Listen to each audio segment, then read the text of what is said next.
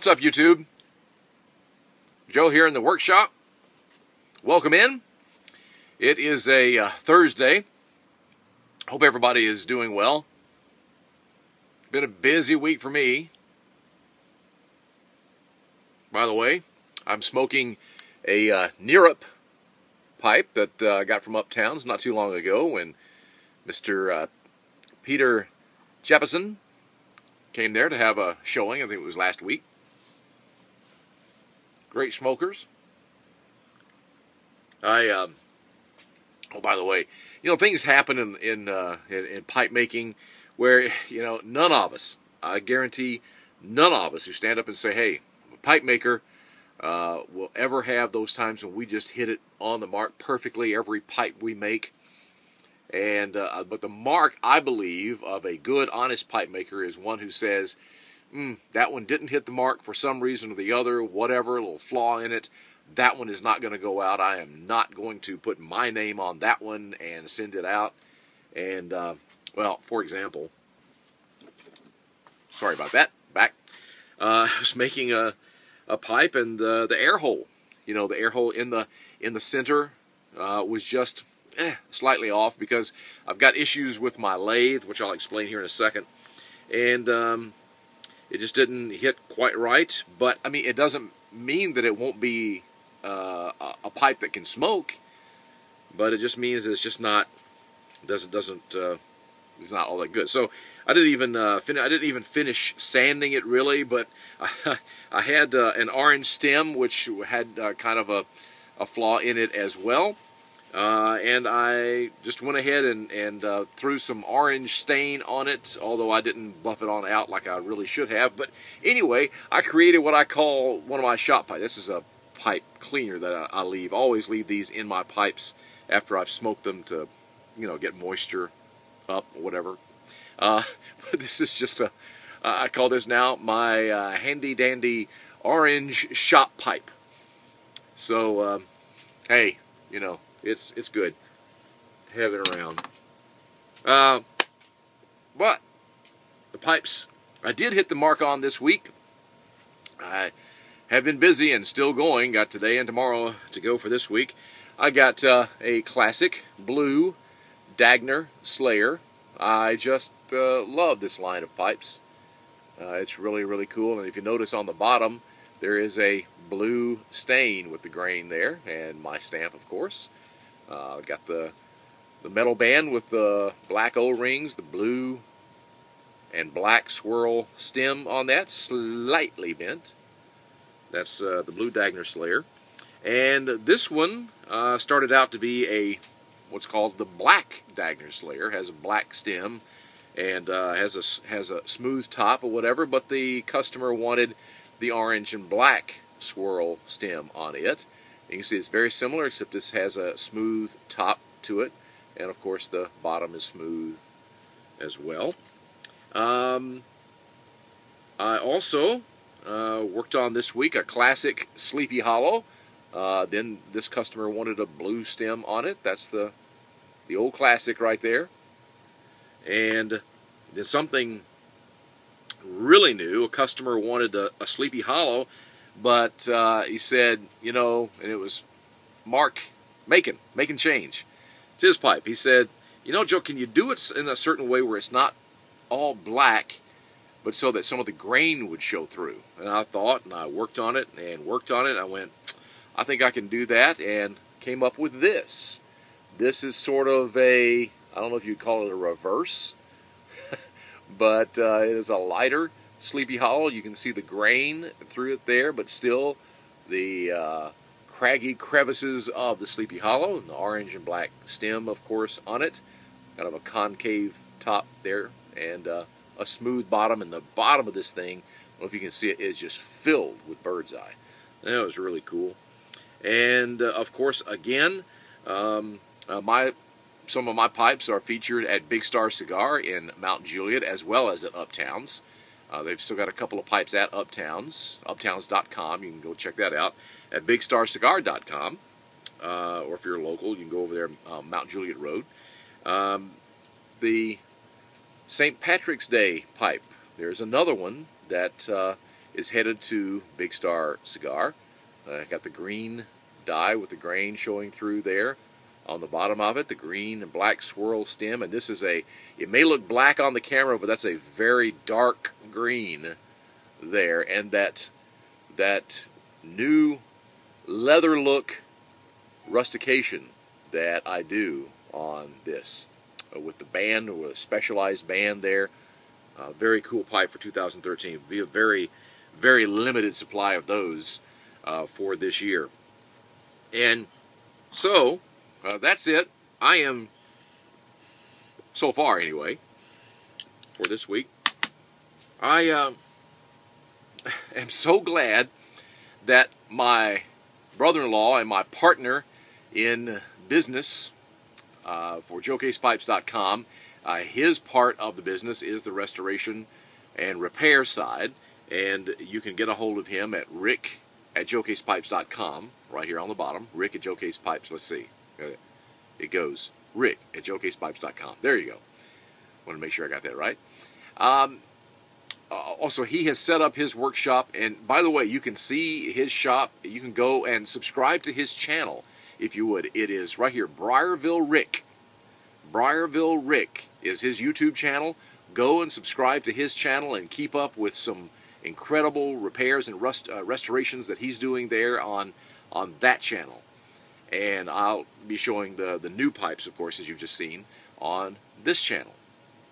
I take care of the new pipes. He takes care of the old. It's because he's older than me. By a couple of months. But he is still older than me. Or proper English, older than I. Older than I am.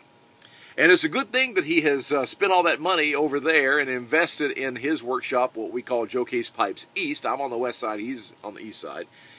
Because I'm going to need to move some of my operation over there temporarily, because over here on my lathe, you can see this part right here is supposed to have a couple of parts in it. I will show you. And then I'll have a little bit of a rant if you'll stay with me. This is what's called a quill inside the lathe, and this is what's called the lead screw that goes in, and then this, well, I keep on dropping it. I'm back. This is the handle that fits on there, and a set screw goes in it, and that's what turns the quill that comes through this piece right here, and goes out. If I have a drill head on it, it will drill my air holes and chambers and so forth like that. Unfortunately, if you can see it right here, this is the lead screw, and you can see all this part right here is supposed to look like this. All of this is stripped, so therefore it doesn't hold anything. So I have went online to my Delta service center to order parts. Looked up the parts, found the parts, had them said in stock, limited quantity, which meant they have them in stock right now. And so I ordered them, paid for them. They have put a hold on that amount in my account. Paid for it, allowed me to say next day delivery, paid for next day shipping. I thought I need that in here now. And that was on Friday the 21st, almost a week ago. So I was thinking next day, being a Friday, they could ship it out on the Friday, and probably Monday, maybe Tuesday if they didn't actually process it till Monday, whatever, giving the benefit of the doubt of business days. And so Monday I checked it, and it just said processing. Then later on Monday night, I thought, well, I'll see if they shipped it out, and it said, let's see, estimated shipment March 1st. And I went, March 1st? Then Tuesday I checked it, and it said estimated shipment March 2nd. Yesterday I checked it, and it said estimated shipment March 3rd.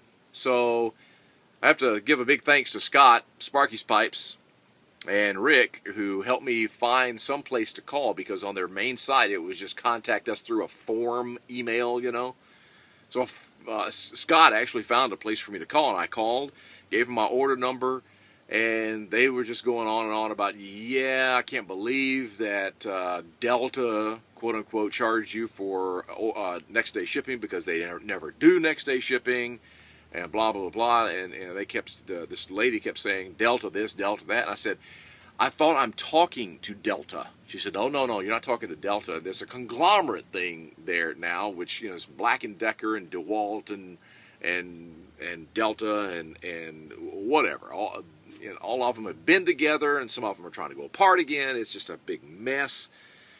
So I've heard rumors of these nightmares of getting parts, that sometimes it may take months, literally, to get parts that they quote-unquote have in stock. Now, those are rumors I've heard. I didn't really believe them.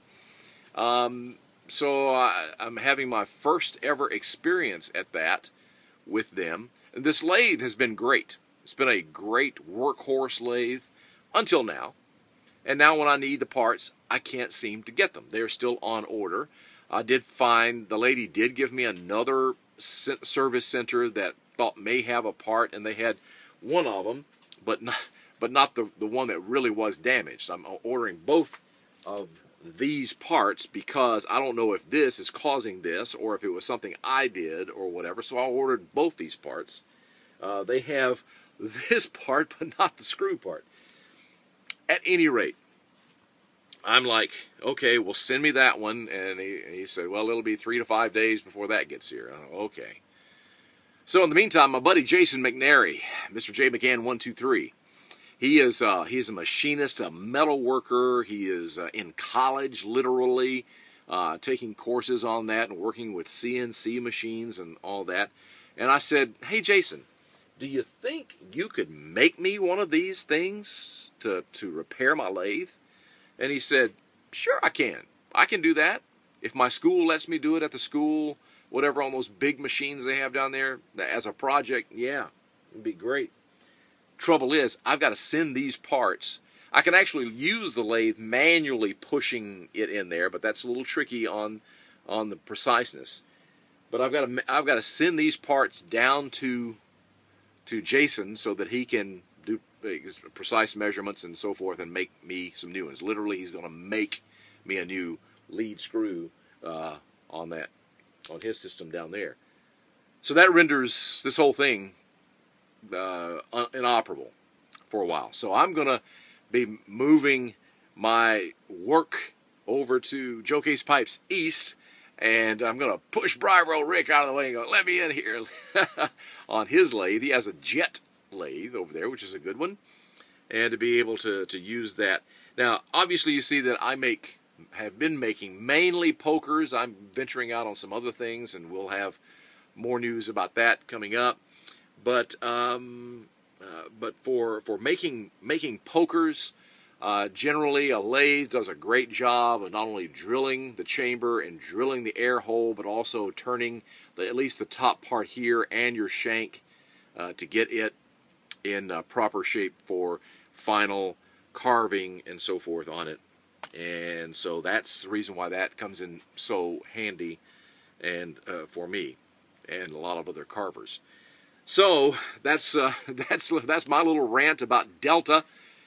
We hope Delta will get their act together. I really, really do, because we don't need these rumors out there. Delta has made, I've got several pieces of Delta power equipment here in my shop, and I've never needed parts for them until now. And I hope that it doesn't get to the point where we want to go, well, let's just get rid of this stuff and get some other brand so that we don't run into these problems. I hope it doesn't, and I hope they will get their stuff together. That's my rant. That's only my opinion. And I'm trying not to run Delta down. Again, they have made good products.